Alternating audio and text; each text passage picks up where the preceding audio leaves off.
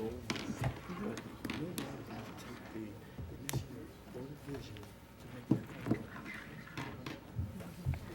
we don't want it to be vacant.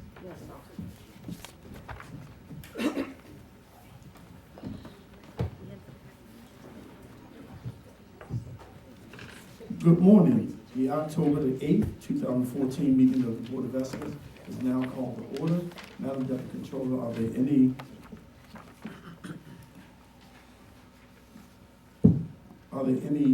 questions or deferrals on the agenda? Good morning. For today's agenda, first I can announce that protests received from Ms. Trueheart for pages 12 to 13, item number 4, page 62, item 1, page 69, item 11, page 72, item 17, and pages 1 to 119, all items on the agenda. The protests were sent to the submitting agencies after the board reviewed them, as they will not be heard by the board, but the agencies will respond directly to Ms. Trueheart. We have some corrections to be made on today's agenda. On page 86, on line 3, after the word Poppleton, it currently reads redevelopment. Please strike the RE and capitalize the D, and that will then read Poppleton Development 1. On page 88, on line 6, after the word city, it currently has the word by. Please delete by and replace it with to. That sentence will now read, the Second Amendment to the LDDA shifts the obligation to remove or cap all utilities and utility poles from the city to the developer.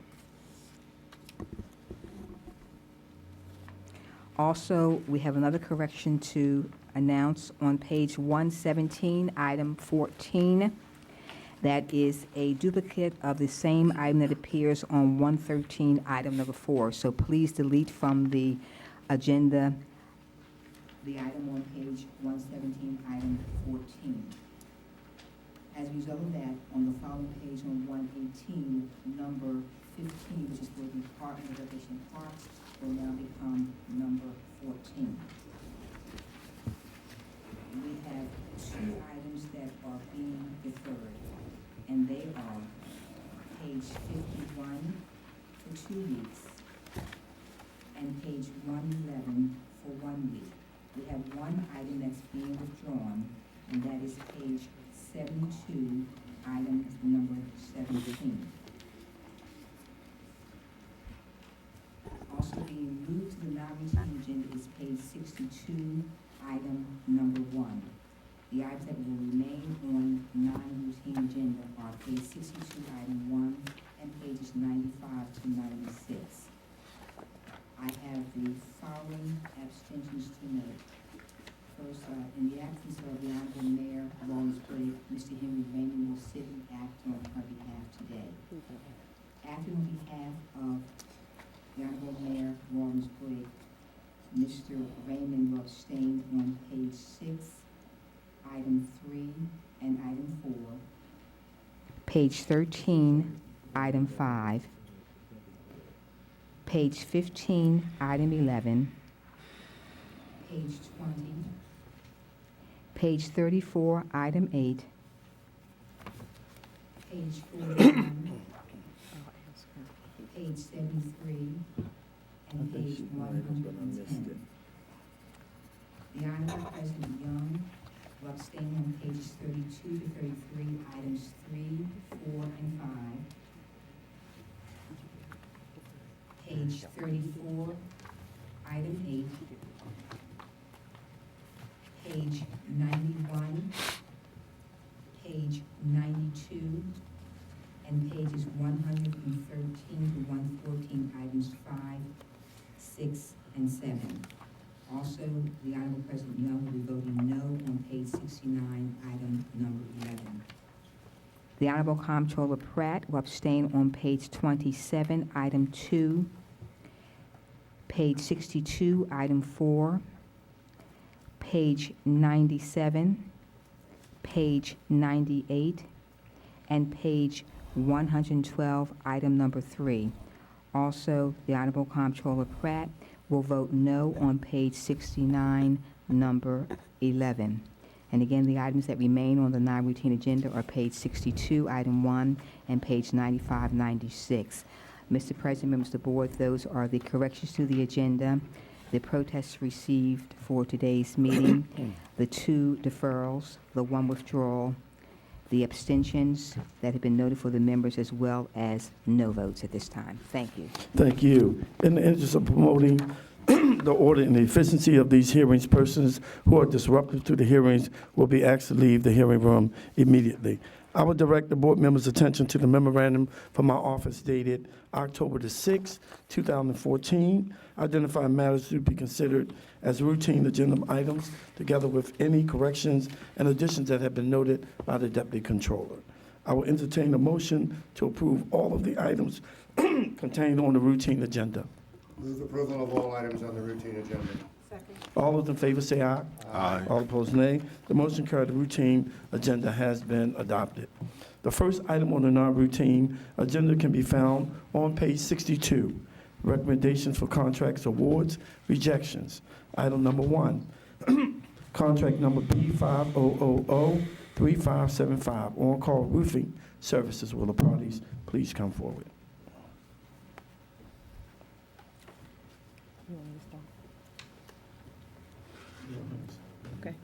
Tim Cross, City Purchasing Agent. This is an award of on-call roofing services in the amount of $2 million to 4 firms to provide these services after a solicitation in which we structured the terms and conditions to encourage small minority and women's businesses to apply. I had a couple questions, and you answered some of them, and I have a couple more. But first, I'd just like to say for the record that small businesses are vital to our economy, and therefore I certainly am supportive of efforts to foster business development for small businesses. I sent questions to the agency to better understand what was being recommended. However, the responses were not complete, and in some ways they seem contradictory to me, so maybe you can help me with that. Sure. I initially asked, what is the size standard for small firms that was used to determine that each of the recommended awardees is a small firm? And your response was, there is no small business threshold or definition, and we do not know whether or not any bidders are small. The lack of goals and the attempt to award to practically all responsive bidders, and you have in parentheses, we did not reach the limit, was intended to make it easier for small companies to be primes. My follow-up question was, how did purchasers and IMBU expect to attract small firms and know whether this outcome was achieved if you did not have a small business definition or threshold? You did not know if any of the 4 recommended awardees are small firms. And you responded that the Bureau of Purchases does not have the authority to award a contract to a small business as preference over any other bidder, as there is no small business program authorized by the ordinance.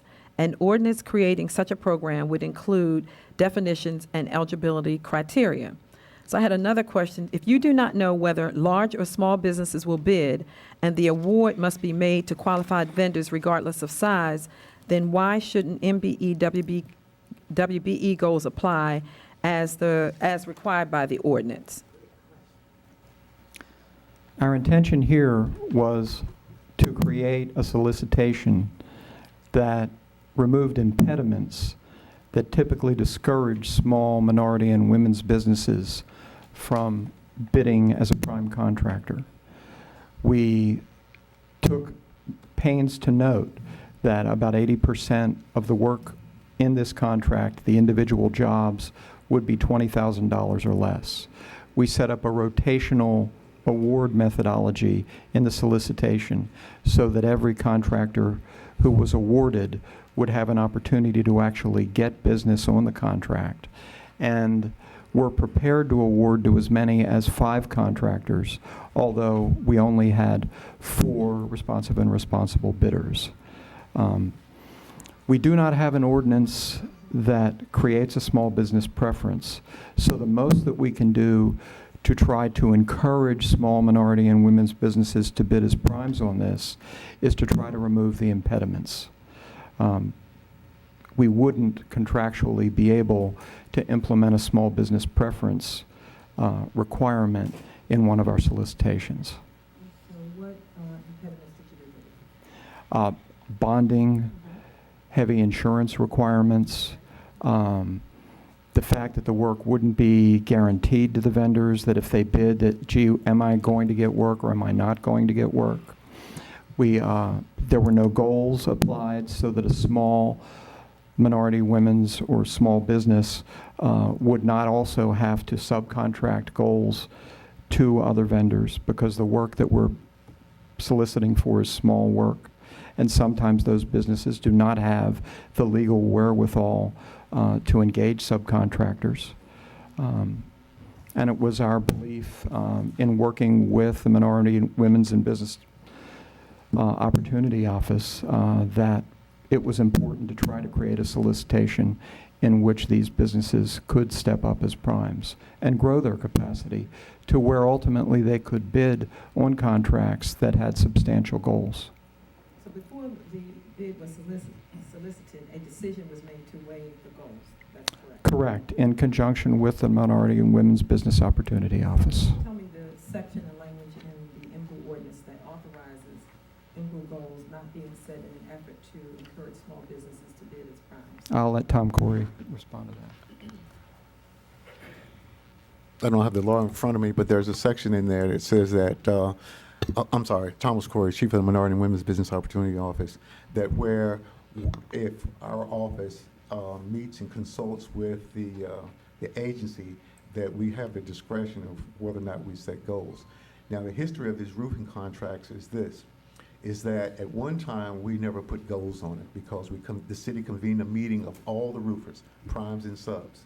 And the subs told the city that they did not want to be subs on the roofing contracts because the work that they would be assigned to do was essentially grunt work and it didn't pay very much money. That is like tearing the roof off and hauling it to the landfill, or whatever it is. So the city stopped putting goals on it. So we moved forward and then reconsidered it, and we started putting goals on it. But then we started encountering the same problems that we had before. The prime would call the subcontractor for to do some work, and they would get the sub say, I don't have time, get back to me later, and whatever it is.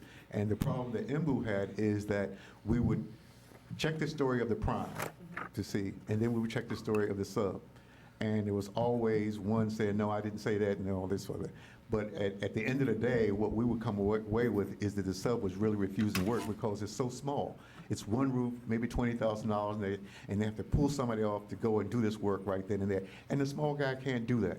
But the city will call the prime at any time and say, I need you over at such and such a spot by tomorrow or 2 days from now, and the sub can't respond to that. So in this instance, Let me ask you a question. So even though it was $20,000, the sub would still get their labor rate. So regardless of whether it was, the estimated cost was $20,000, they would still get paid for. They would still get paid the labor rate. But the problem that the subs are saying is that they get a call, and then if they don't have time to respond, to take their crews off the job where they are, it's not worth it to them. They're getting their labor rate, but it's so small of a fee, $500-600, that they don't want to do it. That's what they're saying to the city. So we took a look at this again and decided that, well, let's do what we call unbundling. Make the contract in such bite-sized pieces that it'll be attractive to the small guy as well as anybody else. And so that's what this contract is trying to do. $600,000 is small enough for a small guy to do because the actual work will come in $20,000, $30,000, $40,000 increments. And so they can handle that kind of work. We were disappointed in the fact that at the pre-bid meeting we set up to describe all this, we didn't get a good turnout of folks coming in to learn about this opportunity, in addition to all the other avenues where we placed the ads in the Afro, the Sun, on our website, and that sort of thing. we were disappointed in the turnout. But we're trying to accommodate them one way or the other. We want them to bid, and quite frankly, based on the experience that Embu has had, the $600,000 size is a good size limit because you can get a number of $20,000, $30,000, $40,000 contract over the course of the contract. So- Tom, are any of the four proposed awardees either city or state certified MBs? My understanding that there are two state certified MBEs in the awardees, Big Boss and one of the others is Autumn. They're state certified. And small business. Yeah, well, they're state certified. I'll be frankly, I'm more interested in seeing city, local folks getting to work. The fact that they're state certified doesn't persuade me one way or the other. That's my own comment. Another question. I have several questions. Mm-hmm. Based upon Article 5, Section 28-61, what is it about the requirements of B 5000003575 that make it infeasible? Well, okay, well, you just said that the subs did not want to do the work, but in April, L&J was on a contract with Simpson, and L&J told us that he did not refuse, and Simpson is still not in compliance. So, can you explain that? You said that the subs don't want to do it because they refuse, but L&J did not refuse. No, I can only say what Simpson said to me, and my understanding of L&J Waste, that they say they didn't refuse, but then they may not have accepted the work or been available to do the work when asked. I know L&J does waste recycling, and what Simpson is saying is that they made numerous attempts to try to utilize L&J, and they didn't get a call back, and didn't get a positive response. Okay, and L&J said that's not true, but.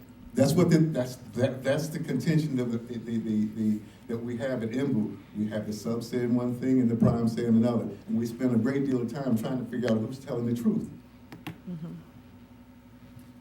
You know, as I said earlier, that I do support small business development. If it is the goal to increase the ability for small businesses to bid as primes, why don't we go through a process to implement a program for small businesses? Small business program that is authorized by the ordinance that would include definitions and eligibility criteria and gives preference to small businesses. Since Purchases does not have the authority to award a contract to a small business as a preference over other bidders, and there is no small business program. Well, if I may, the city tried that once to implement a small business program. Okay. And right now, Councilwoman Helen Houghton is working on such a program. Okay. I applaud that effort. We need to have that so that we can focus certain contracts of certain size to these folks. Now, that program will be small, but it would not recognize race or gender, which is the better way of doing it, so that we won't have those issues, constitutional issues to deal with. Right. So hopefully, within the next year, we will have such a program, because that will help the local folks Right. around the country. And all the jurisdictions are putting into place programs that protect their own citizens within their own locale. Baltimore City needs to do that as well. Good. Simpson was in non-compliance. Simpson was found non-compliant on April, and they were given 60 days to cure the MBE deficit. And we're at more than 90 days have passed. That 60-day extension, and Simpson has not cured its MBE deficit. But yet, today, Purchases is recommending the board to award Simpson another contract with no MBE, WBE goals. So Purchasing, when I asked that question, they responded that in consultation with DGS and Embu, determined that the old contract B 5000312 should be terminated for the city's convenience after the award of the contract that is pending before approval today. So my question is, why should the city support and endorse Simpson's longstanding noncompliance with Embu by awarding Simpson another contract that does not have MBE goals when they didn't meet their MBE goals prior? And let Simpson off the hook by terminating for convenience the contract on which they fail to comply with MBU participation goals. Why? Well, I agree with you on one part about Simpson, but Simpson is not off the hook because they still have to find some way to satisfy their goals on the old contract. How are you going to do that if you're terminating the contract? Well, we're going to use the same mechanism that we've used before. That if you get a new contract, you still have to go back and try to satisfy or cure your deficit on those. We do that routinely on public works contract. So what you're saying is, even though there are no MBE goals for We're gonna try today, to- you're going to enforce it on the old contract. You can do That's that. That's our intent, is try to enforce it on the new contract to have them to cure their deficit if they want to continue. And if they don't do that, then IMBU will go to BOP and say, well, this is a rotational contract, take them out of the rotation for a while. Okay. Mr. Cross, did I hear you say that you work with Ms. Pender's office to do outreach for? We talked with them about the contract being available. There was actually no formal outreach beyond the advertising that we did. When we put a contract like this out on the street, we advertise in the Sun, the Daily Record, and the Afro-American twice. We publish the bid opening in City Buy. No one even has to have a login to see that. And we also register the bid in e-Maryland Marketplace, so anybody who has access to the state's website can also see it.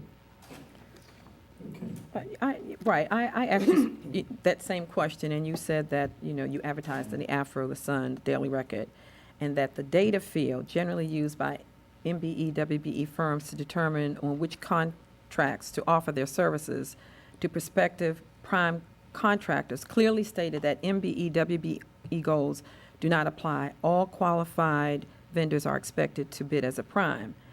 And this is in your outreach efforts. And you said the solicitation also clearly stated the aim of this contract is to assemble a pool of contractors to do roofing services for city-owned or operated buildings. Minority women and small businesses are encouraged to bid as primes. More than 80% of the individual jobs are less than 20,000. But the things that you describe as outreach are required by the charter or purchases standard procedures, such as providing information in the data field and preparing solicitations, which provide specifications of the work. So while it is clear that a lot of thought went into making some changes for the bid requirements to encourage more firms to bid, unfortunately, as you stated, you did not reach your limit. Only 4 bids were received, which led me to another question. Other than advertising requirements and purchases standard operating procedures such as information in the data field and information in the solicitation, did purchases and MBU reach out to the roofing vendor community in any other way? No, we did not, Madam Controller. As we looked into this further, we had extensive conversations with MBU about how to structure this solicitation. We talked to the Minority and Women's Business Development Office. But as we dug in further and answering your questions, we didn't have any formal outreach with this. One thing that I do want to make a point about here, though, is that as we try to get more small minority and women's businesses involved in the city, that outreach has to occur before solicitations hit the street. Mm-hmm. We need to build confidence and capacity in these vendors so that when the solicitation hits the street, they're ready to bid, and they're ready to start assembling their proposals. So this is an effort that we're committed to. Minority and Women's Business Development Office has made a number of recommendations that we're still trying to move on that will help with that. And in the meantime, we're trying to take the opportunities that we can to structure our solicitations so that they're more friendly to these businesses. We're even working on restructuring the way that our solicitations look when they hit the street so that they are more accessible to a contractor who doesn't normally bid, where they can look and see exactly what the city is interested in up front before they get into very detailed legal terms and conditions. Thank you. I will entertain a motion. Move approval of the item contained on page 62, item 1, as recommended by the Bureau of Purchases. Second. All those in favor say aye. Aye. All opposed, nay. Please note the Council President votes no. And the comptroller votes no. The motion carries. The second item on the non-routine agenda can be found on pages 95 to 96. Minority and Women Business Opportunity Office, MBOO Annual Participation Goal. The parties, please come forward. Thomas Corey, Chief of the Minority and Women's Business Opportunity Office. This is a request that the board approve for another year or so the MBE, WBE annual goals. We recently had a disparity study conducted, and that study came back as we had hoped that there is a continuing need for such a program. And once that is determined, then under the law, we have a right not only to continue the program, but to establish annual participation goals that can be set on each contract. And based on the results of the study, we've decided that the goals that are currently in place of 27% MBE and 10% WBE, there is, that we should continue those goals. There was nothing in the study that would warrant the reduction of the goals, but there was enough in there to say that the goals that we have in place now are good. These goals, or these annual goals, are what we call aspirational goals. This is what we'd like to achieve. Now, based on the study, the city is doing very well toward trying to achieve these goals. We've made improvements since the last study with regards to overall MBE and WBE participation, and that it suggests that the 27% MBE and 10% WBE goals are pretty well solid and defensible goals. We have to guard against, some would say, to increase the goals. And to increase the goals, you create some real problems for yourself in that, one, you're going to generate more waivers because we won't have the availability to satisfy those goals, and two, you may invite some court challenges.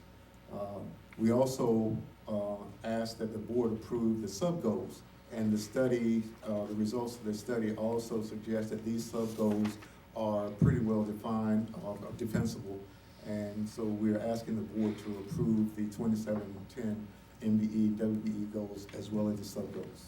Okay, I have a couple of questions, and Mr. Corey, I want to thank you for responding to my questions. Setting the goals and compliance are equally important, and the board has regularly received requests to allow bidders to cure MBE, WBE deficiencies as a condition to award or to allow existing vendors additional time to cure non-compliance.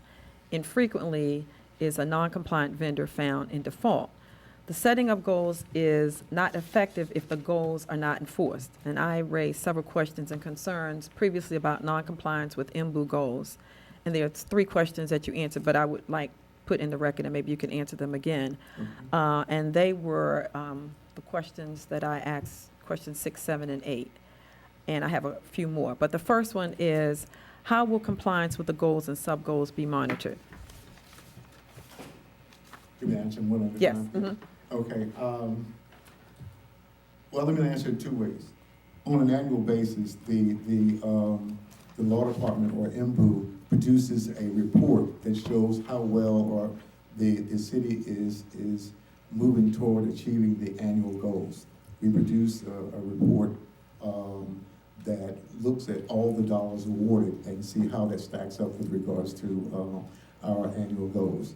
In addition to that, the disparity study does the 5-year review of our achievement. On a contract-by-contract basis, we have our regular monitoring system where we look at contracts when there's a renewal, an extension, or release or retainage. We look and we monitor the contract. And as you can see, and we agree, there are times when there are certain contracts come up that we have not been able to keep pace with the compliance issue. We have to go and try to impose some sort of sanction on these folks to get them to come in. But that will continue. It's not the best system yet. We're working to improve it, but those are the ways that we're going to do it. And we do bring folks in, and have them do certain things, security deficit, particularly with the MBE participation. And the Simpson matter is one that we brought up today. And there are a number of things that sometimes get cured and doesn't come before the board, but we only deal with the ones that come before you. So we work at it. Mhm. We work at it, and we're working at trying to improve it. So the report that you just said, the annual report, to whom is it provided? To anyone that asks for it. So can I make a request that the report be sent to all the board? That all the report be, that the report, the annual report be sent to the board members? Sure, yeah, yes, Okay. yeah.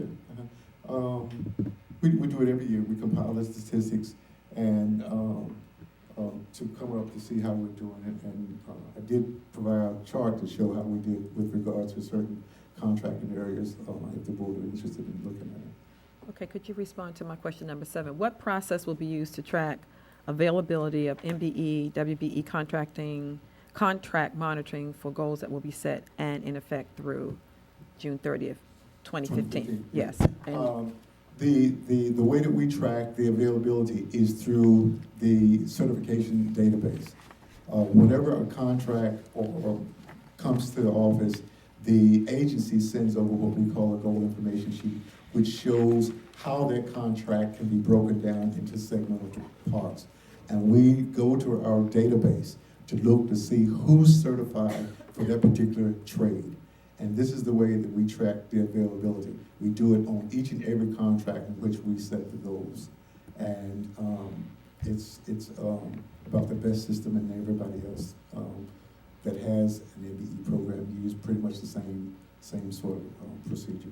now, in your answer, you said that, you said part of that, but you said during the life of a contract, monitoring is performed when an extension, renewal, increase, or release of retainage is requested, or an MBE payment or performance issue is brought to our attention. Yes. But then recently you said that, at a prior board meeting, you said that the MBE WB ordinance requires continuous monitoring and not just when there is an extension, renewal, or an issue brought to your attention. And you previously stated that you do not have adequate staffing. So what efforts will be taken to improve? Because in the answer Right. yesterday, you said during the life, but at a previous board meeting, you said that you didn't have adequate staff. So that's why it's kind of contradictory. Well, in a sense, it is contradictory, but we're working on improving that. We're working Okay. with the Department of Finance Okay, to get additional staff. okay, We were just given our own car to do more investigation, which goes back to what seems to be contradictory, the ongoing monitoring. During the course of a contract, we will learn certain information about a contract. Either one of the subs will call us or Prime will call us in regards to a sub. We send investigators out to investigate that issue, to see what it is. That's the ongoing monitoring piece, where we find some problems with the contract, or a sub not getting paid, or Prime having a sub that's not showing up for work. That's the ongoing monitoring piece that we do, where we use the investigators to go out to the site to talk with the folks and just get all the information based on that and see if we can't help address the problem. okay. And could you respond to my question 8? And it was, the disparity study made various recommendations such as scrutinizing the commercially useful function, standardizing good faith waiver requirements, and making requirements more detailed and transparent, reviewing firm size standards, and applying the U.S. Small Business Administration standards. Can you please describe if these recommendations have been accepted and what actions our office intends to take? Certainly, yes. The commercially useful function portion of the disparity study was put in to address some remarks made by MBEs and WBEs at public sections, where they were complaining that there are shams and fronts in the program and not really doing the work. That's true. That's part of our challenge as a program, to identify these folks and get them out of the program. Some of them are very clever, I will have to admit that. We do find them, and we do put them out of the program. On the, what we call the city-assisted private contracts, like where you're developing something like a Marriott Hotel or a Hilton Hotel, that's where you find a lot of the instances where there may be some instances somebody's not providing a commercially useful function, and we then do not count that participation. The developer has to go and find some other way to make up the difference. On the contracts that come before the board, if there's we find that there's not a commercially useful function being performed, the board never sees that because we find them non-compliant, send them back to the agency, they have to go to somebody else. We have one right now where it's been sent back to the agency for them to send somebody else to bring before the board for award. So those contracts, the board very seldom see when we find that there's not a commercially useful function being done. As far as the size standards, there's been size standards. The board adopted size standards in 2010. And since that, the size standards have been in place, there have been 17 companies that have graduated out of the program. And that's what the ordinance was, the regulation was put in place to do, to keep those large companies. And some of these companies are grossing $100 million a year, but they come, when they reach that size, and they come in for renewal, and we review their financial statements and their tax statements, that's when they get the letter saying that you're no longer part of the program. And believe me, there's some screaming and yelling when that happens. But thus far, there's been 17 of them that have graduated out of the program. Okay, and also in your response, you stated that regulations are being developed to make waiver and other processes more transparent. Yes, yes. And you did respond that since adoption, the 17 firms have graduated out of the program. Mhm. Could you give me a list of the 17 firms? Yeah, well, I didn't bring it with me, but I'll. Okay, I'll you give provide- you a- yeah, Okay, I thank know. you. I don't have any more questions. Okay, I would entertain a motion. I would like to have those 17 votes. I'll entertain the motion. Move approval of the items submitted by the MWBU office on page 95 to 96 as requested and recommended by Mr. Corey. Second. All those in favor say aye. Aye. All opposed, nay. The motion carries. There being no more business before the board, the meeting is recessed until bid opening at 12 noon. Thank you. Next time, swear him in, because he ain't telling the truth.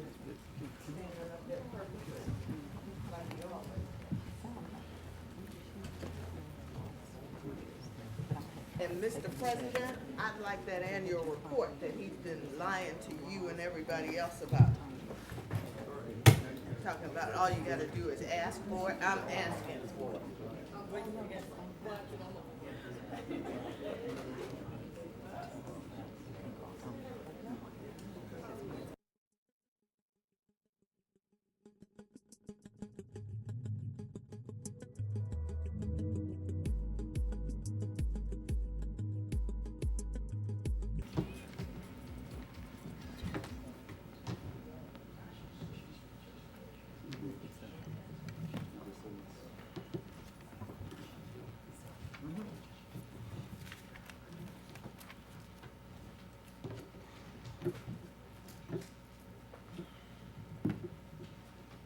Yes, yes.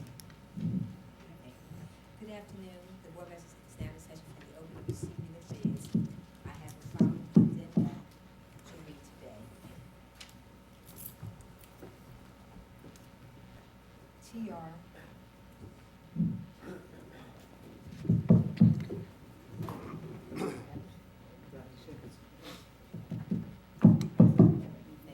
Sorry for the inconvenience. Thank you. Good afternoon. The board business is now in session for the open receiving of bids. I have the following addenda to read for today. WC 1233, Montebello Emergency Electrical Improvements. Please change the bid due date from October 8th to October 29th, 2014. TR 14310, Haven Street Resurfacing Rehabilitation from Eastern Avenue to Boston Street. Please change the bid due date from October 8th to October 15th, 2014. Those are the addenda. Hearing no objections, so ordered.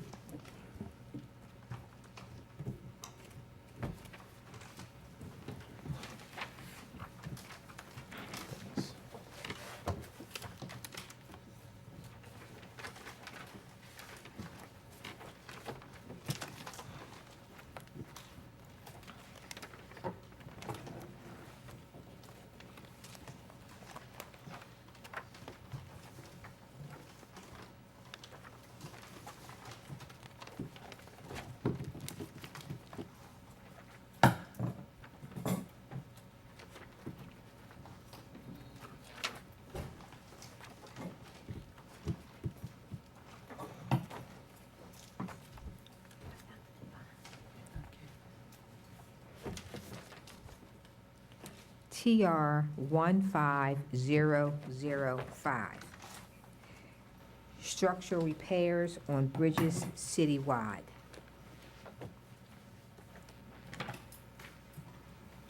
Concrete General Inc. with a bid bond. $845,500.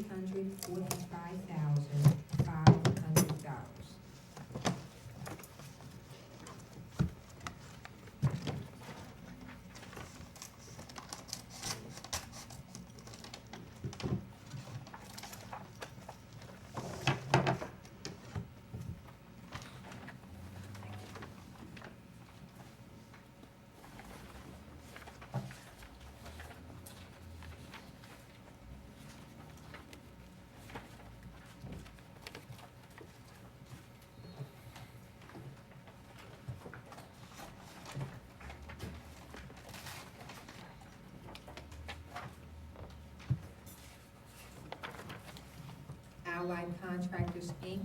with a bid bond. $897,600. Refer these bids to the Department of Transportation for tabulation and report.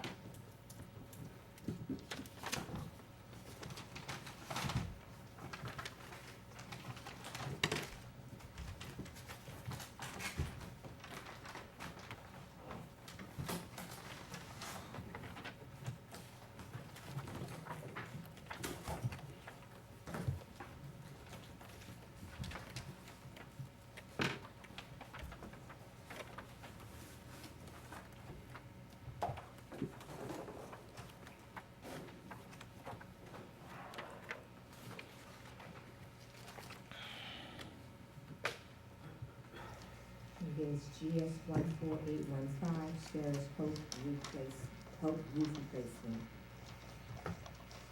It's GS 14815. City Roof Corp. with a bid bond.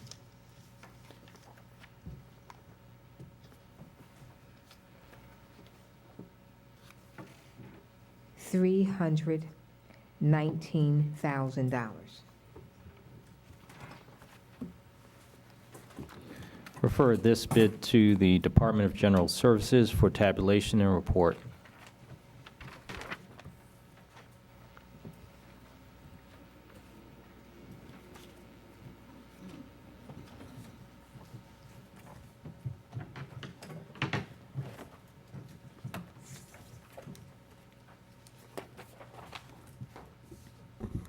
WC 1246, repair and replacement of small diameter water mains, various locations and sizes.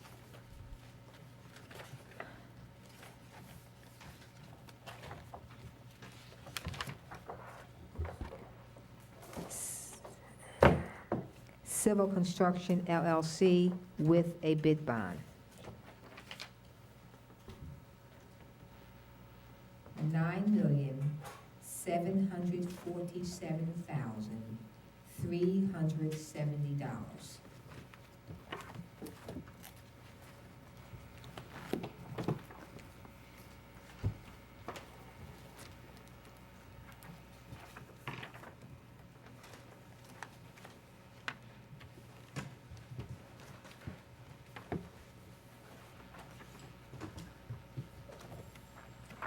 J. Fletcher Kramer and Son, Inc.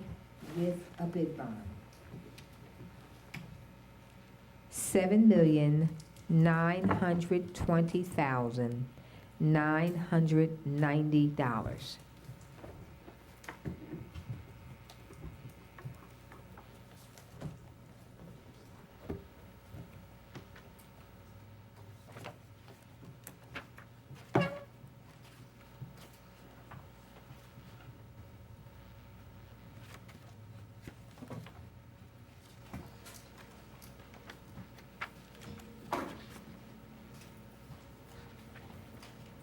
Metro Industries with a bid bond.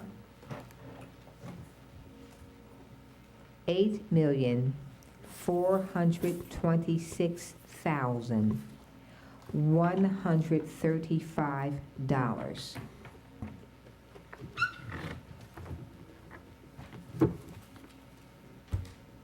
Refer these bids to the Department of Public Works for tabulation and report.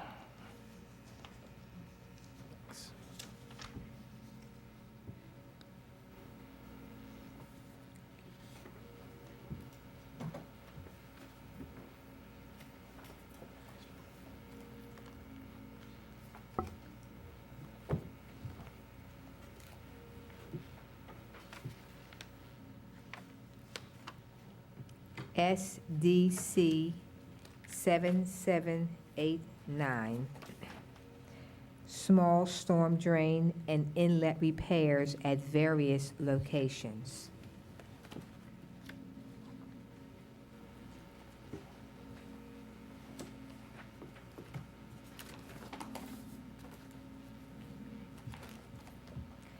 Civil Construction LLC with a bid bond. $2,368,400.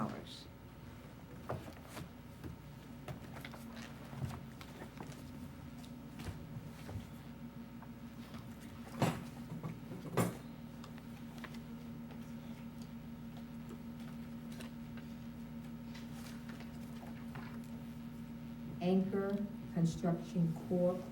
with a bid bond.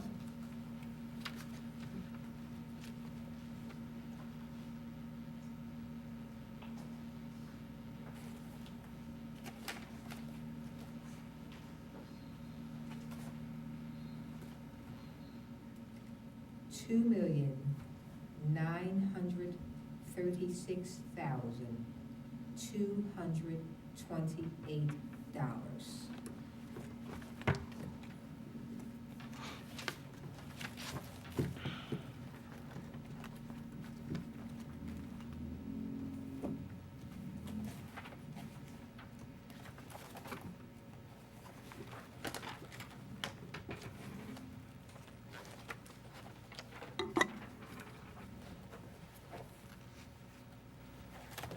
Allied Contractors, Inc.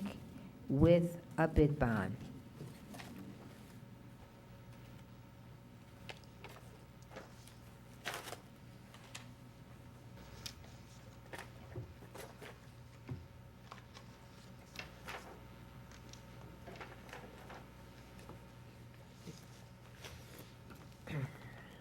Excuse me.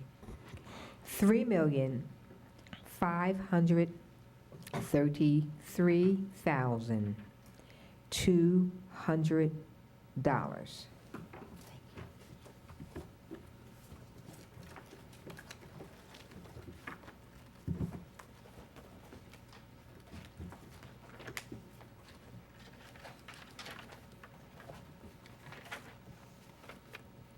Monumental Paving and Excavating, Inc. with a bid bond.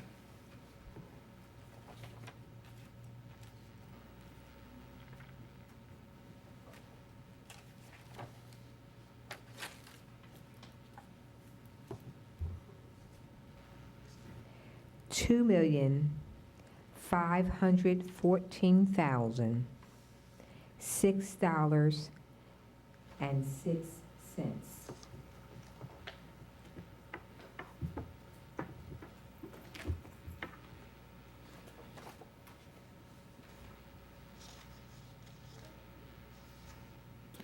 Refer these bids to the Department of Public Works for tabulation and report.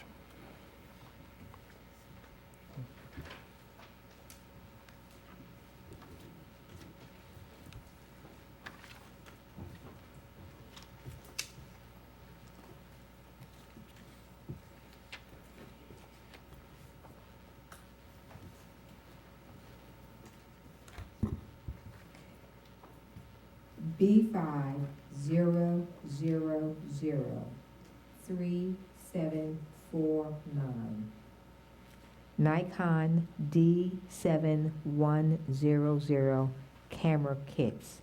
A bid bond is not required.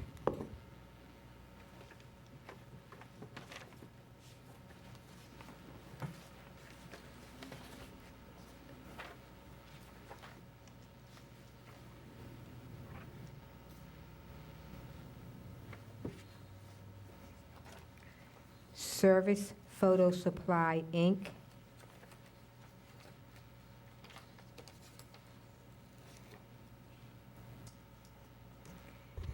$58,555.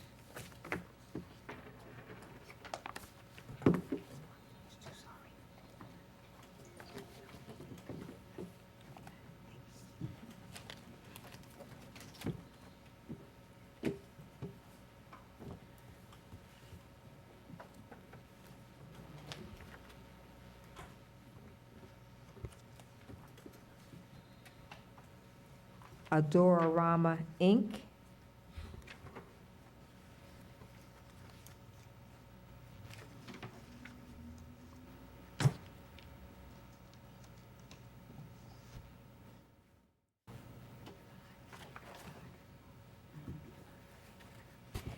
$62,784.75.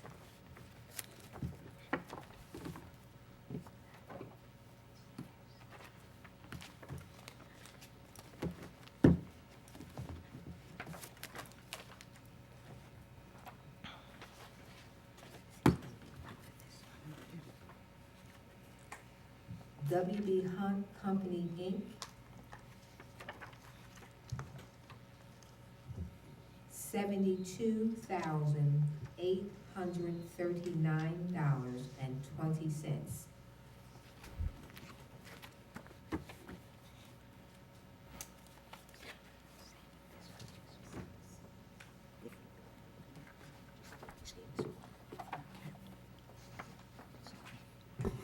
CF Motions, Inc.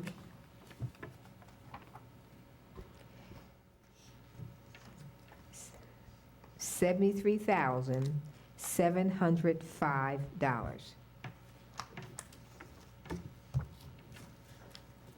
Refer these bids to the Bureau of Purchases for tabulation and report.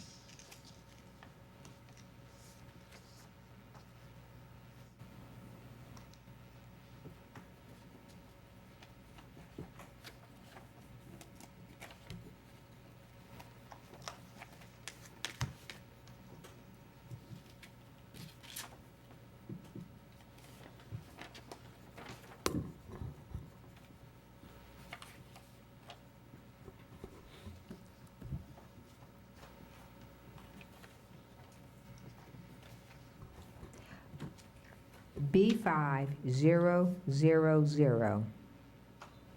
3745.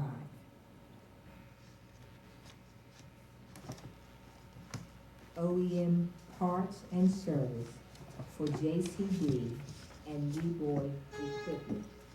A fixed bid bond amount of $4,500 is required.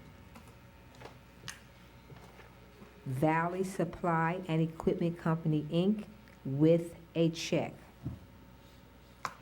$96,892.50. Refer this bid to the Bureau of Purchases for tabulation and report.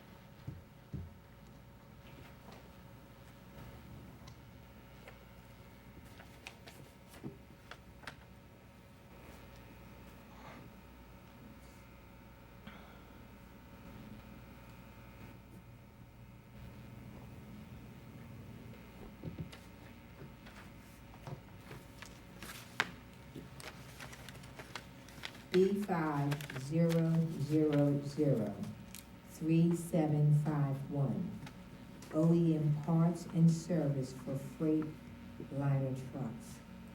This bid has two items, one for parts and one for labor. A bid bond is required in a fixed amount of $4,500. Harbor Truck Sales and Service, Inc., trading as Baltimore Freight Liner with a check. Item 1, parts, $1,132,500. Item 2, labor, $42,000.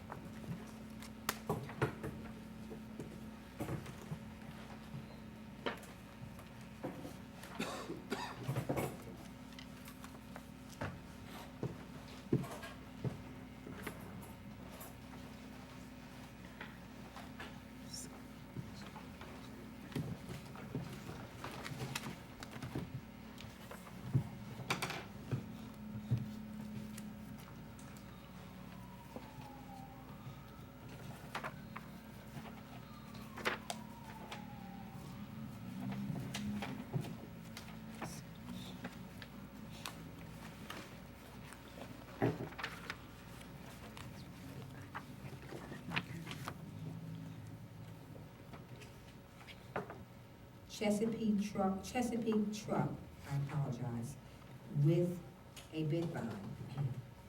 Item 1, parts, $937,500.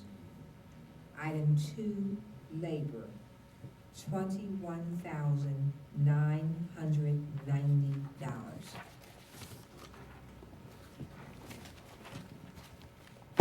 Refer these bids to the Bureau of Purchases for tabulation and report. Thank you.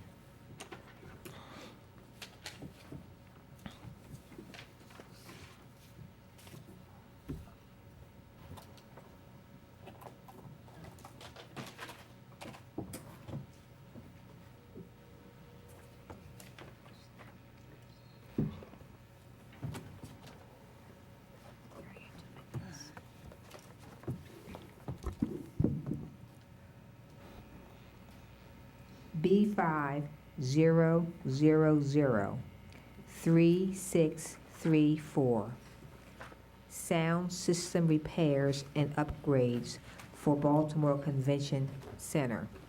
A bid bond is required if the amount is over $100,000.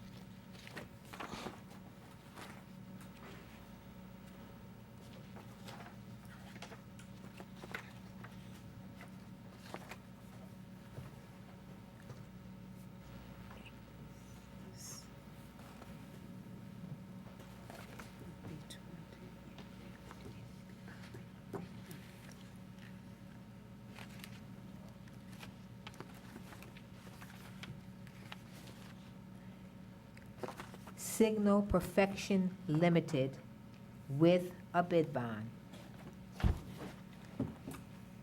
$658,679.61.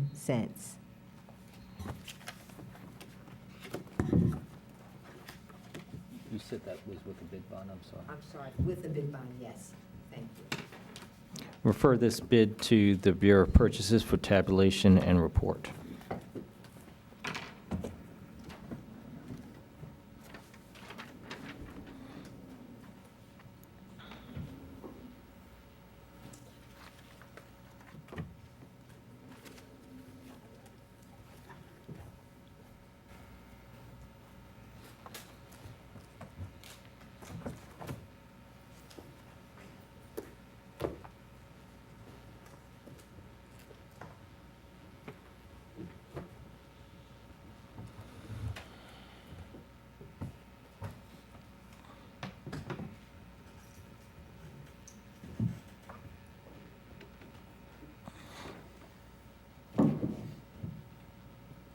B50003698.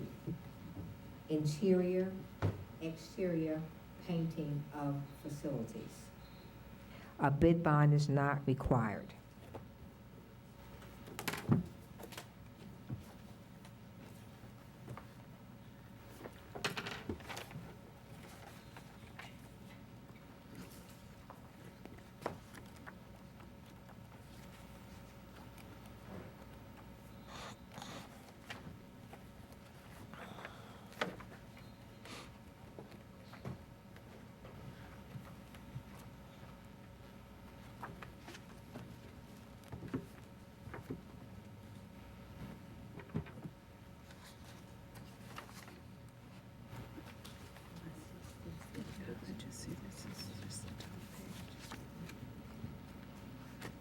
Simon Develop and Construction Corp.,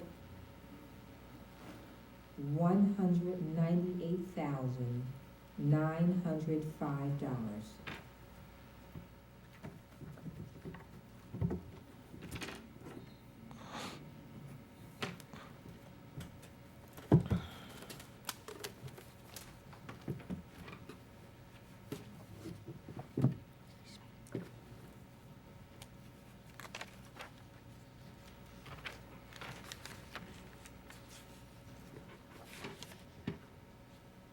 Evcon Inc., EVCON Inc., $193,993.50.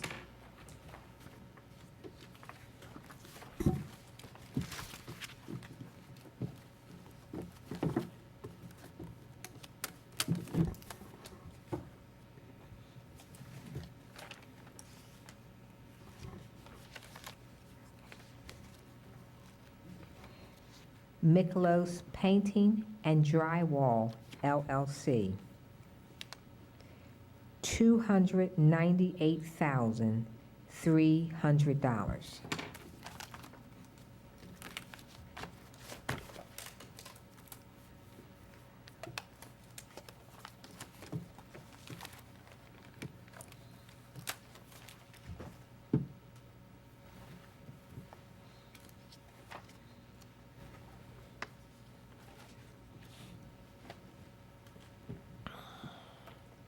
First Potomac E&V Corp., Inc., $239,540.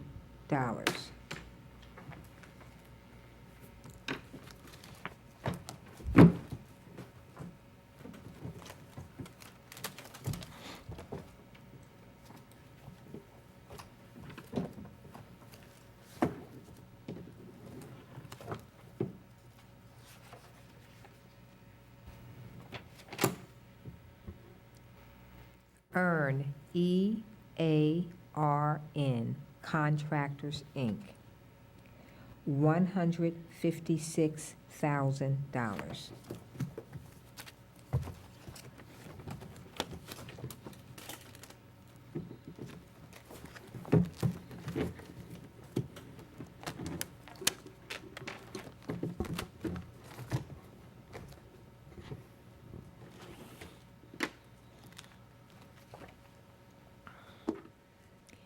Tito Contractors, Inc., $250,800. $100.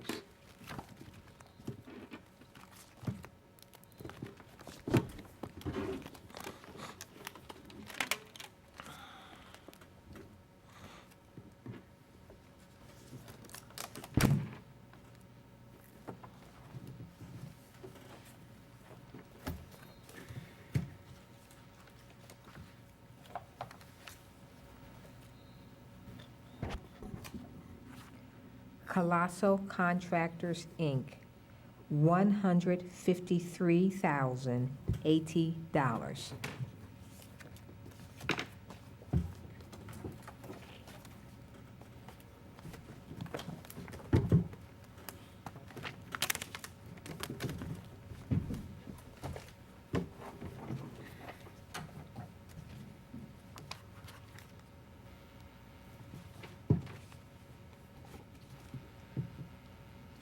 JB Contracting, Inc., $85,904.50. Yes. JB Contracting, Inc.,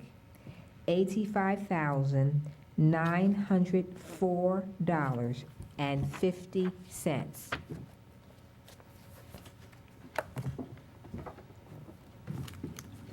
Refer these bids to the Bureau of Purchases for tabulation and report.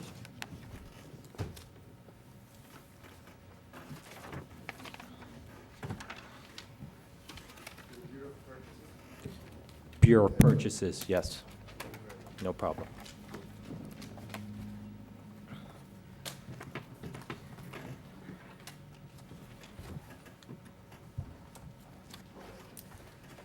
This is our first time. We just sit and then we will get contacted. We don't do anything else on this one. You will be contacted once the bids have been awarded. Okay, so this is just a reading of the opening of the numbers, okay? Thank you. Is there anyone who can get a copy of Yes. the bid result? If you can wait until afterwards, Yes. I don't know what time. Usually at 2 o'clock, but After 2, we've got a lot of bids here, so it may take a while, but after 2, you can get a copy. in room 215, which is, right, I'm sorry, 204, which is right around the. where you Right got around the things corner. off. Okay, so if you, Thank you. Okay. sure, thank you very much.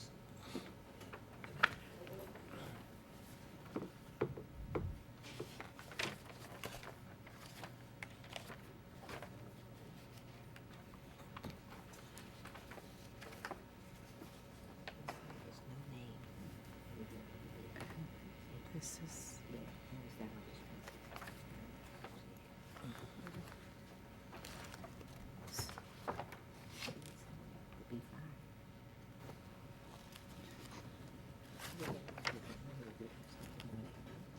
Here it is, okay, good. B50003636, Organizational Training Needs Assessment.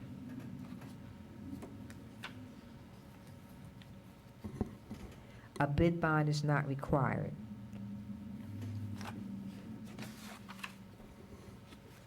ADC Management Solutions,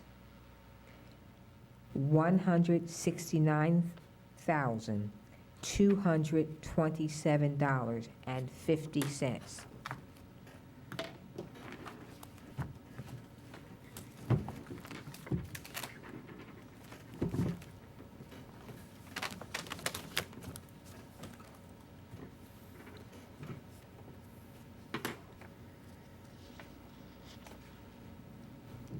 Educational Data Systems, Inc., $3,728,235. Could you repeat that, Yes, please? I will, sorry. Educational Data Systems, Inc., $3,728,235. Thank you.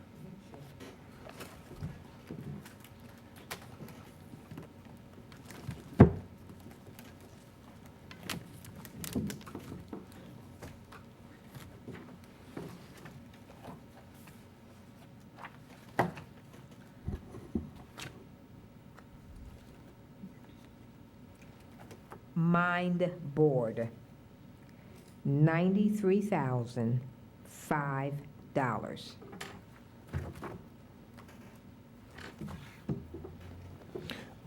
Refer these bids to the Bureau of Purchases for tabulation and report. There being no further business, we are adjourned.